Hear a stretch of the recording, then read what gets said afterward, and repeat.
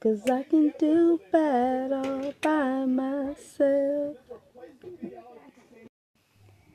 Ecclesiastes chapter 4, verse 9.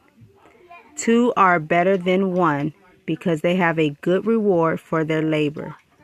Verse 10. For if they fall, the one will lift his fellow. But woe to him that is alone when he falleth, for he hath not another to help him up. 11. Again, if two lie together, then they have heat. But how can one be warm alone? Verse 12. And if one prevail against him, two shall withstand him, and a threefold cord is not quickly broken. Shalom YouTube, this is Sister T and welcome again to Rock.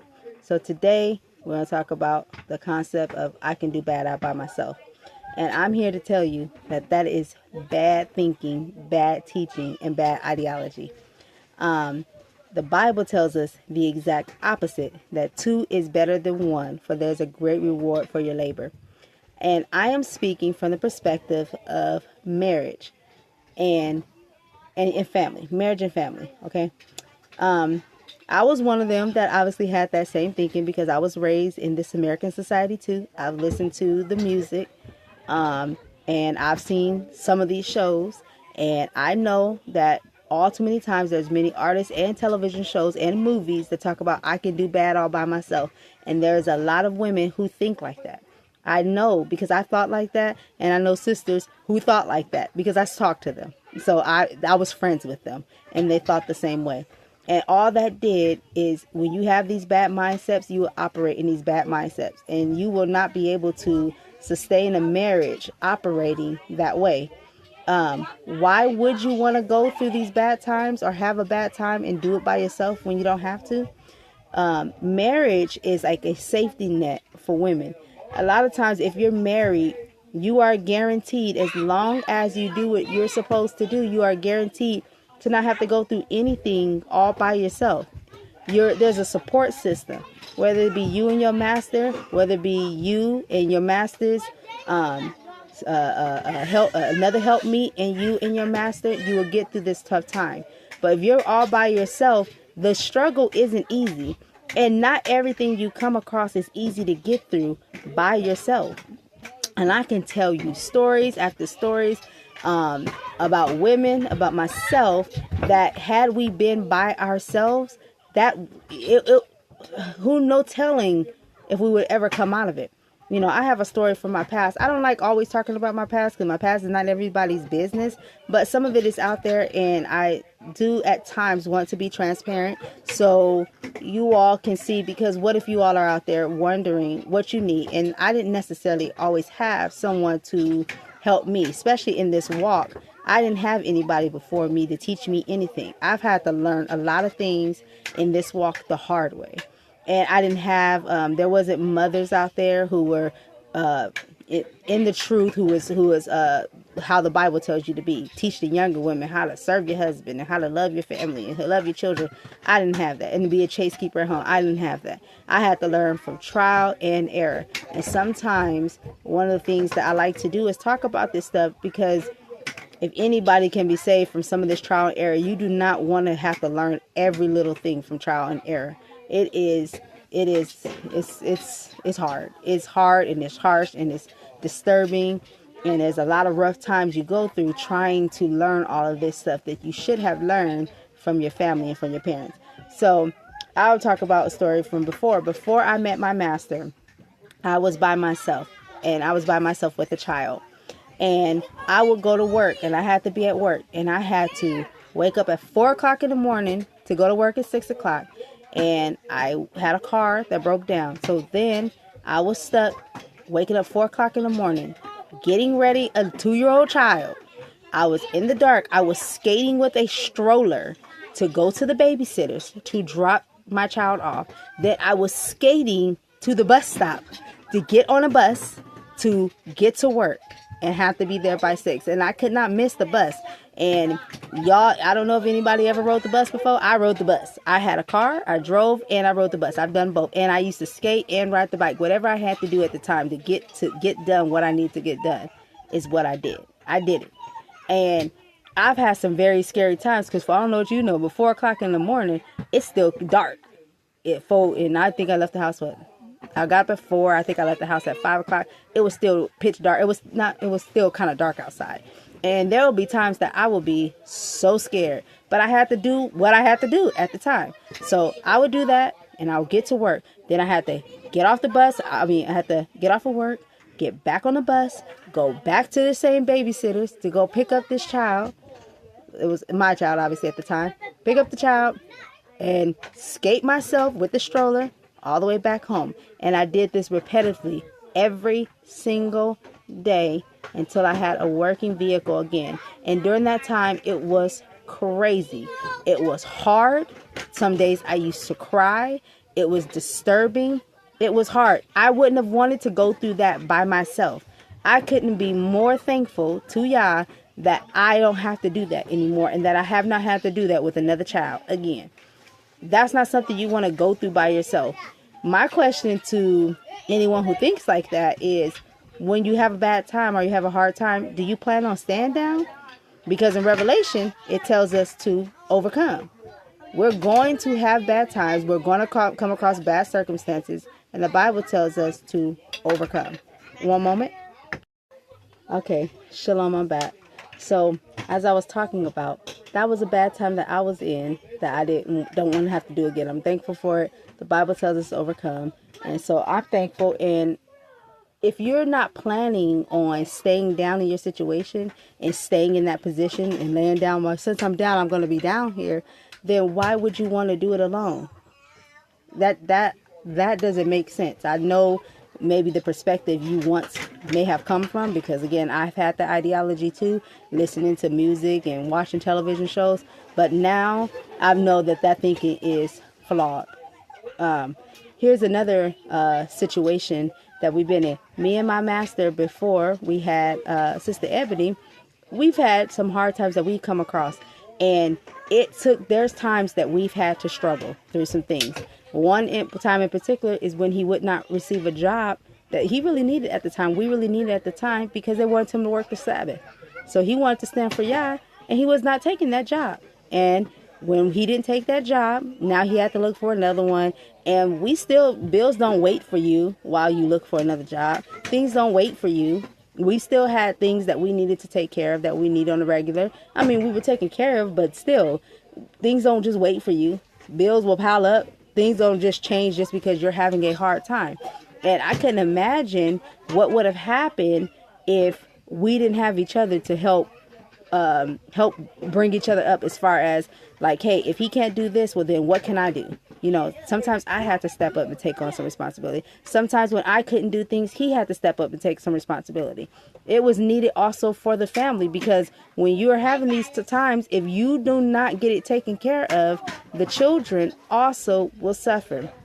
Let me tell you something sisters always tell me when I talk to them. They always say, man, Sister T, I wish I could do what you're doing as far as homeschooling. You get to be there with your children all the time. You get to homeschool and you get to do all of that. And I can never do that because I always have to work. The only reason I'm able to do that is because I'm not by myself. If I was alone and I had to work and I had to do all these hours, I would not be able to do that. My children would never have been able to be at home schooling. The reason I don't pay for a babysitter is not anything of just me and me alone, because I'm not by myself. So I've never wasted money paying for a babysitter for our children with my master. I've never paid for a babysitter because I didn't have to. My children have never been in the school systems. They've always been homeschooled. But you know why? It's because I wasn't by myself. You know, so a lot of things that I am able to do, you are able to do as well. But so many people have this thinking of they can do bad all by themselves. They want to be alone. They cannot figure out how to make it work in a marriage. The Bible tells us what to do. Get married. And if you have a husband or you have a master, or, you know, your husband or whatever, then there are certain things that you can avoid. There are certain things you can avoid just by not being alone. We've had many other times with two of our children, with my master, I've had a C-section. And I remember after one of my C-sections, I passed out. And I could not walk. I lost consciousness for a time period or whatever. And if my master wasn't there at the hospital with me to help me, what help was I truly going to get? Because I sure didn't trust the people that were around me. But my master was there also to make sure that I was okay, to make sure that nothing crazy was happening to me, to help me gain consciousness, to catch me from a fall that could have been a lot worse, because I did lose consciousness and fall. And he was there to help me. There are many things that people go through that when you're by yourself, you cannot guarantee what's going to happen when you're by yourself. All it takes is one time for you to get robbed and you by yourself, and you don't have someone there to help you. And you don't know how you're going to come out of that situation. You don't know when you're by yourself. You don't know any tough times that you're going to come across, of how fast you can come out of situations as well. When you're by yourself, it's a process, and it's a lot harder. So I don't know why we're still living off that concept, or people are still living off that concept. I can do bad all by myself. But I will tell you for sure that is a bad thinking, bad ideology. That's why, too, also in biblical marriage, which is obviously a man and his wife, or also a man and multiple helpmeets, that's why I advocate for that, because I remember my story and my situation when I was by myself and what happened and the hard times and the hardships I've come across. So since then, and it took my master actually to bring that to my attention when I first heard that a man can have more than one helpmeet. And my attitude about that when I first heard it was like, here we go. I'm going to have to pray about this. I told him I'm going to have to pray about this, because I already knew that he was going to want to do it. I knew it. I just knew how he was. I know the type of man he is. And he's going to want another helpmeet. And you know what? I need to pray about this, because I just knew that my response was not going to be like, woohoo, yes. Because that was not my first reaction. So I was like, yeah, I'm going to need some help. Because I seen it in the Bible. I couldn't argue with it. But I was really like, yeah, I'm going to take some time to pray about this. But you know what? Since Sister Ebony's been here, that's another, it's been better with two of us, instead of me by myself trying to carry the load. It has still been better, even though, check this out, before Sister Ebony got here, I was already able to homeschool our children, just because I wasn't alone. I was able to do a lot of things. But when Sister Ebony got here, things got better. I was able to do more. We were able to carry the workload better. We were able to do more. There are things that by myself I still could not get to with just me and my master, because my master is a man and he have other jobs that he has to take care of. And on my end, the jobs that I had to take care of started becoming heavier and more. And I started having more children as well as that, giving birth to more babies of my master's children. And our workload changed. When we started getting on a homestead, I definitely wouldn't have been able to do that just me and me alone and our master, because my master, again, he works and he has his jobs that he's able to do, that he has to take care of, and taking it on and trying to have a homestead with chickens and goats and all that wouldn't have been feasible with me and me alone. It took, when Sister Ebony got here, it made that a lot easier. And even at times, we still can use a helping hand. And the great thing about it now is our children are older. And that has been a help for us as well, that the children are older. So I just wanted to bring that to the forefront, that is bad thinking and bad ideology. You do not want to be alone at any point when you fall. You want to have someone there to help you in bad situations. There are things that you're going to go through. The Bible talks about a righteous man fall 7 times and get back up. You're going to get back up, but sometimes you do need help. So I just want to bring that to attention. Is there what do you all think about that ideology? Is that an ideology you're still operating with? Is that a thinking you still have? Is that still the perspective you live by? Is that a perspective you want to continue to live by?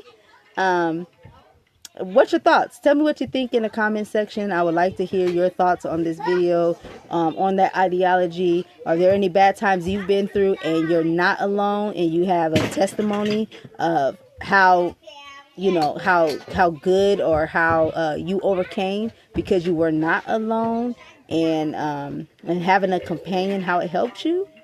Or I mean, what y'all think about this? Because, you know, I hear a lot of people say that, and I feel really bad because it's hard. It's hard out there. I mean, one other thing I'm going to say before I end this video, you know, the crisis, there's a crisis happening in America right now. People are going homeless, and we've been watching some videos showing majority of the people that are homeless, living out of their cars, having these hard times, are people that are doing bad by themselves. And a lot of them actually are women. And the rates of homelessness that has arisen in the past 2, 3, 4 years, it's been highest in women. The amount of people living out of their cars now because they can't afford their rent or bills have been women. Do you understand, like, how hard that would be? And some of these women, actually not some, most of these women have had children. And they've had a hard time. And some of them have their children staying with family. Some of them have all different circumstances. You do not want to be alone when you fall. You know, like I said, me and our master, we have been there with jobs. And, you know, by us having each other, literally, there are situations we come out of a lot faster. We didn't stay down long because we didn't give up either. We weren't going to just sit there in a bad situation. But sometimes I had to do things. And sometimes he had to do things. So I just want to know your thoughts on this video. I hope somebody got something from this video. Please leave your comments or anything you have to say in the comment section. I will answer your questions if you have any, or if you have any questions, put those in the comment sections as well. Until next time, shalom.